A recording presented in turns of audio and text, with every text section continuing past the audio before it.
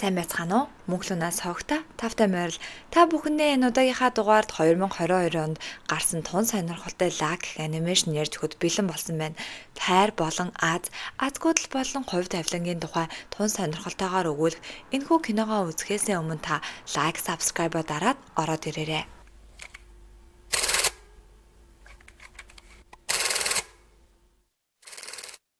Киноны маань гол дүрийн охин болох Сэм Лунатай найзлахын TikTok болон Instagram-аар жоохон хяналт авахад бүжиглээд дуулаад бичлэг хийж ин түүний найз болох Хайзел түүнтэй хамт бүжгэлсэн боловч цаанаасаа Сэм бүр азгүй юм а хамаг тайзан дээрээс нь нураад унчна.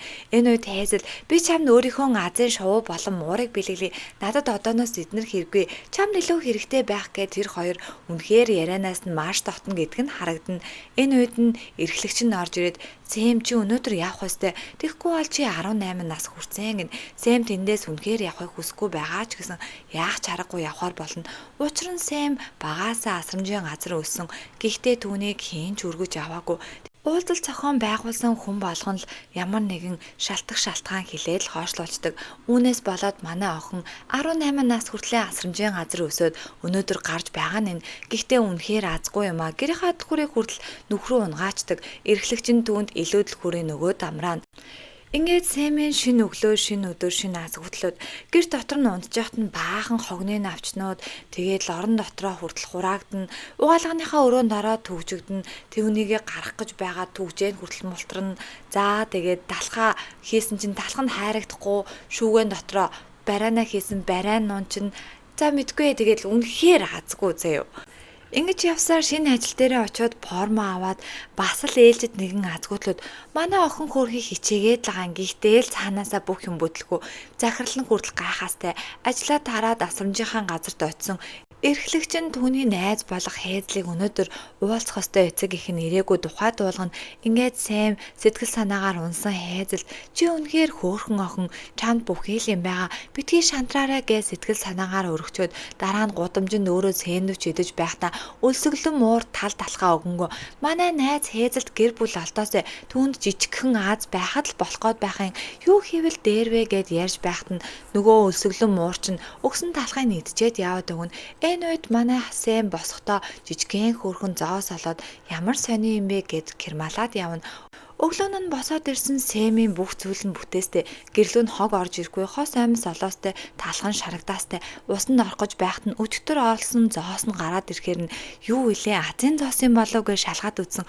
Үнэхээр азийн зоос байж тарсан. Баярлсан Сэм эрхлэгч рүүгээ яриад орой Хайзл зоосыг наваач өгнө гэд ажил дээрээ бол зүгээр солиоруулж байгаа маа. Харамсалтай нь бийцсахта зоосоо бигнээсээ салгахад нөгөө ээлжид нэгэн азгуудл зоосоо 0 дурсгасан тухайгаа яриад гудамжинд өөрийгөө зүхээ зогсож байхад нь нөгөө хар муурч нь юу гинэ чи азийн зоосыг 0 дурсгачихсан гинэ гэд хүний хэлээр ярьсныг сонссон. Сэм маань чи өгсөн байхтай надад дахиад нэг зоос өгөөч гэл нөгөө хар муурны чи араас бүтлгүй юм байж нилээн араас нь хөөтөлтөнд хар муур Сэмээс арай гэж салаад өөрийн гариг руу явах шилжилтийн орон зайг нээхэд Сэм түүнийг хараад араас нь дагаад явчихна.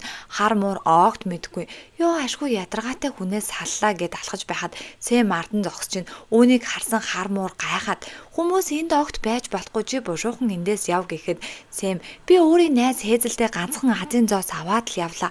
Тэгээд л болоо чи дахиж намайг харахгүй гэд энэ хоёр ашгүй хоорондоо ярилцаад тохиролцсон. Ингээд манай хар муурыг Боб гэдэг ба тэр хоёр нэвтрэхийн тулд зоос нь хэрэгтэй харин зоосыг нь 0 дурсгачихсан болохоор Сэм ухаан сэлж чи миний товчийг уншуулчихаа. Тэгээд харин би нууцаар орё.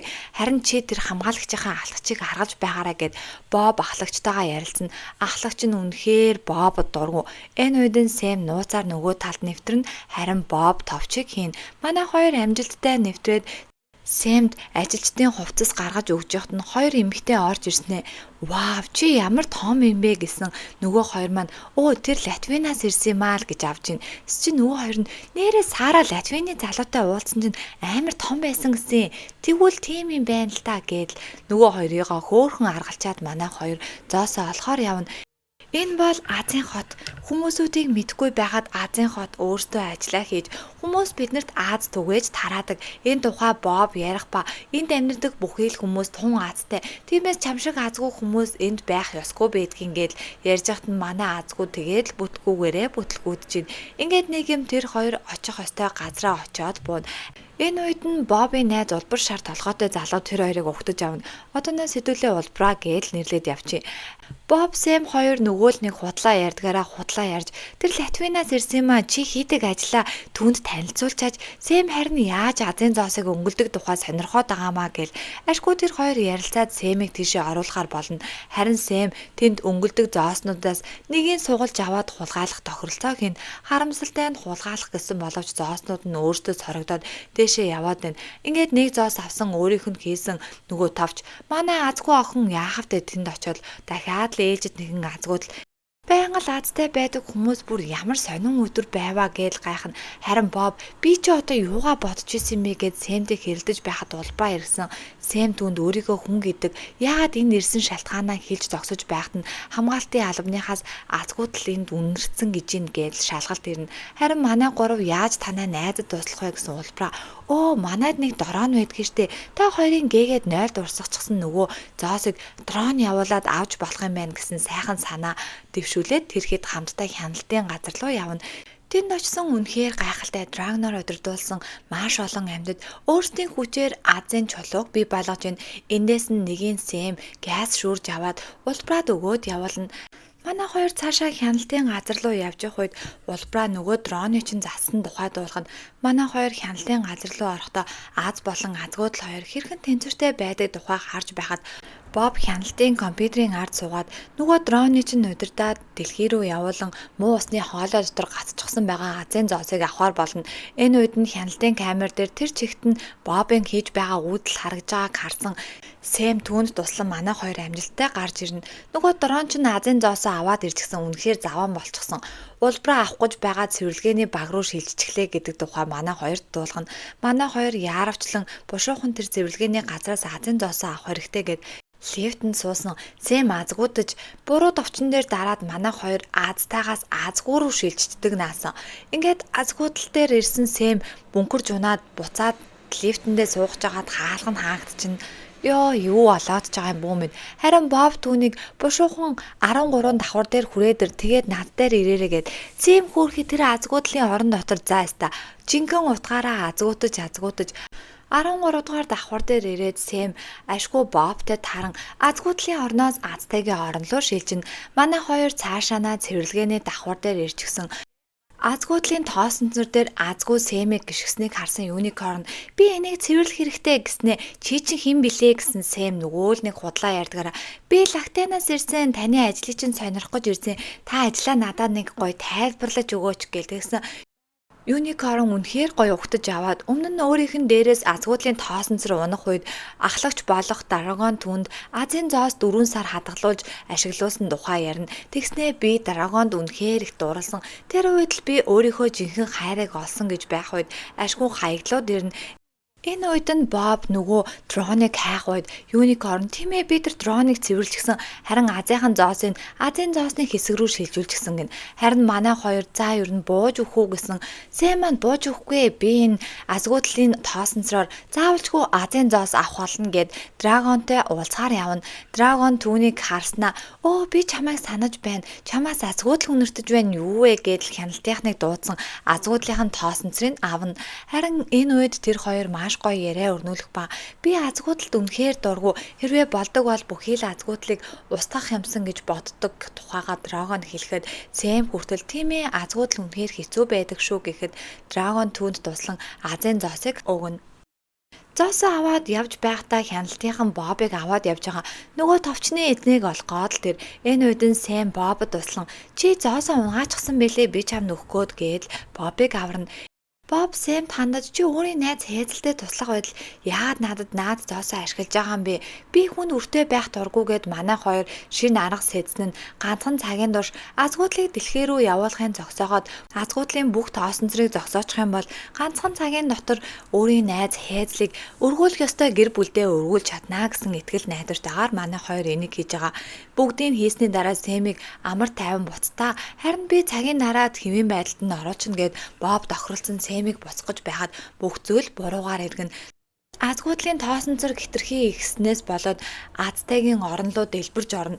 Харин азгуудал яг бүр хүчтэйгээр бие биенлүүгээ соронзон мэт татагддаг болохоор Азтегийн бүх зүйлийг азгуу болгож азгуугийн тоосонцор бүрхэж авна. Ингээд хүн болгон сандралдан Азийн зоос болон Азийн тоосонцрууд бүгдээрээ байхгүй гэдгийг дуулаад сэтгэл санаагаар унж байхад Боб надад Азийн зоос нэг ширхэг байгаа гэд өөрийн үзүүчэнд байсан зоосыг гаргаж ирэхэд хүн болгон Бобыг анханасаа Азтайгийн оронд байсан хүн биш гэдгийг ойлгож авна. Ингээд сэтгэл санаагаар унахад нь Сэм өөрийгөө хүн би найздаа туслахаар л ирсэн ганцхан Азийн зоос аваад л буцах байсан тухайгаа хэлэхэд Драгон түүнд уурлан одоо хүн болгон тэр орон руу явж чадахгүй хүн болгон азгуудалд амьдрах боллоо гэж хэлнэ. Үүнийг сонссон Сэм сэтгэл санаагаар унж би найздаа туслах гэсэн биш та нарыг хүртэл азгуутай болгочлоо. Би бол тэр чигтээ азгуу зүгээр л азгуу л явдаг хүн юм байна гэд уйлахад нь түүнийг Боб харгадан чи азгуу бишээ харин ч танай найз Хейзел үнэхээр азтай.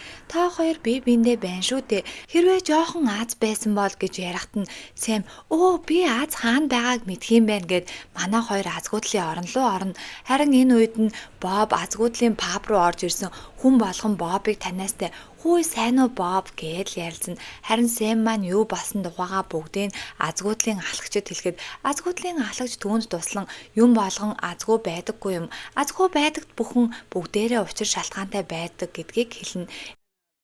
Драгон дээр Сэм, Боб, Юникорн 3 ирээд Азтай болон азгуугийн тоосонцруудыг аваад ирлээ. Та гайхалтай чулуу бүтээгээд энэ орныг хэвэнтэнд оруулаад өгөөч гэхэд Драгон галаараа тургиж байгаад 2 биш 3 чулуу бий болгоно. Үүнийг харсан хүмүүс гайхаад Драгон би энэ орныг хизээч азгуудлаар биш харин Азтайгаар дүүрэхийг хүсэж байна гэд химжээсний 2 талд хоёуланд нь Азийн чулуу тавих гэж орлогот нь Сэм түүнийг зогсон. Азгуудал байгаа болохоор л аз гэдэг зүйл бидэнд харагддгийн. Тиймээс та ийм зүйл хийж болохгүй. Азгуудлууд өөрсдийн гэсэн учир шалтгаантай. Тиймээс л та азгуудал байсан болохоор өөрийн мөнхийн хайр Юникорнтойгоо учирсан шүү дээ гэдгийг тайлбарлаад манай хэд хоёр талдаа азтай болон азгуудлын чулууг тавина. Ингээд бүх юм хэвэн болоод Хейзлийг эцэг ихэн гэр бүл нь ирж авна. Азгуудлын пабд Драгон, Сэм, Боб ажилчид бүгдээрээ ирчихсэн.